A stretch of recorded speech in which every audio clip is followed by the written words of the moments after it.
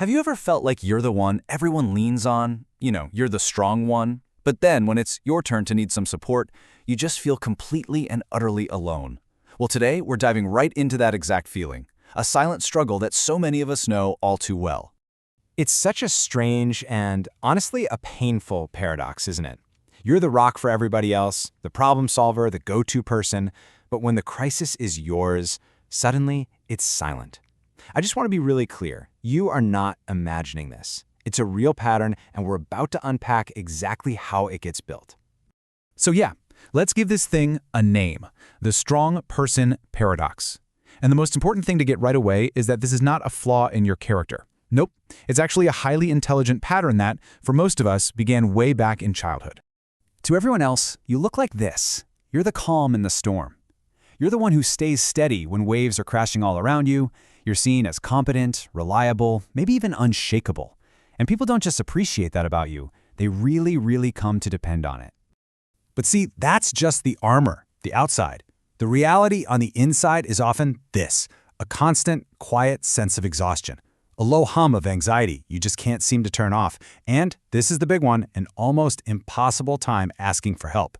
Everyone relies on you, but you feel like you can't rely on anyone. That's the paradox right there. So how in the world does this pattern get built? Well, it turns out these aren't flaws at all. They are brilliant, and I mean highly intelligent survival strategies that we developed as kids, often to cope with chaotic or unstable homes. These were the roles we learned to play just to get through.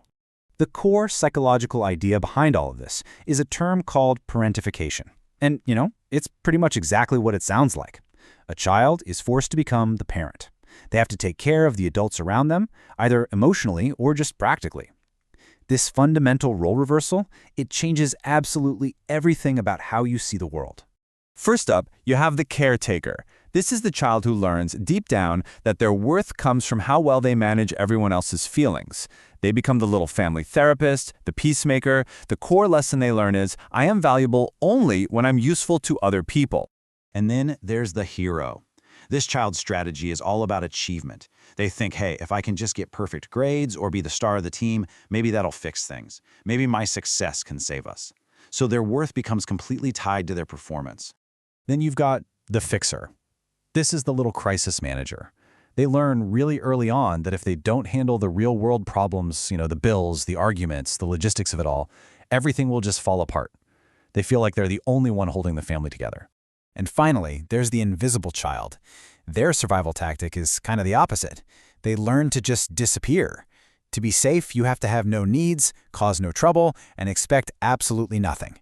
Their deep belief is, if no one sees me, no one can hurt me. And you can just imagine how this role, especially, leads to such a profound sense of loneliness later in life. So we take these roles with us into adulthood. And here's the thing. They create incredible strengths in us. These are the very traits that make you a successful, responsible person. But, as we're about to see, every single one of these superpowers comes with a hidden cost. This really lays out the trade-off perfectly. I mean, look at the column on the left. These are your superpowers. That high emotional IQ, it came from constantly having to read the room as a kid. But then look at the cost on the right. It makes it almost impossible to set boundaries. That amazing resilience, it comes with a paralyzing fear of what happens if you fail. Each strength is like one side of a coin, and the other side is the hidden cost you're paying every single day. But why is it so physically hard to just stop? It's because this isn't just a mindset. It's actually wired into your body, deep down in your nervous system. Here it is, the core of it all. If your childhood was unpredictable, your nervous system learned a very twisted rule. It learned that being alert equals being safe. Being on edge, being ready for anything, that's what kept you out of trouble. And being relaxed, that meant danger. The second you let your guard down was the second something bad could happen.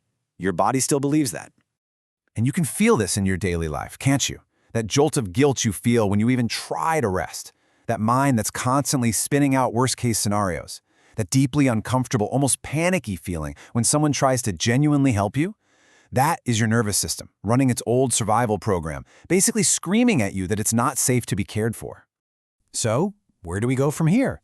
Well, the beautiful thing is, the goal isn't to tear down all this strength you've worked so hard to build. It's about evolving your definition of what strength even means in the first place. Now, this is probably the most important idea in this entire explainer, so really let it sink in. Healing is not about becoming weak. It is not about giving up the competence you've earned.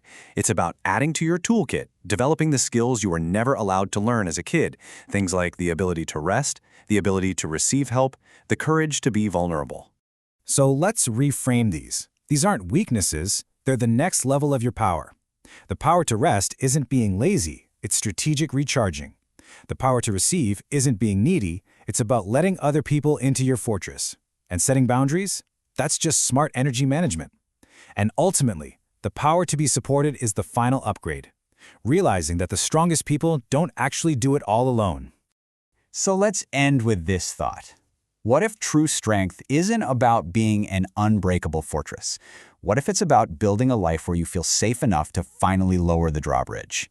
A life where you keep all of your incredible resilience, but you finally don't have to use it every single day just to survive.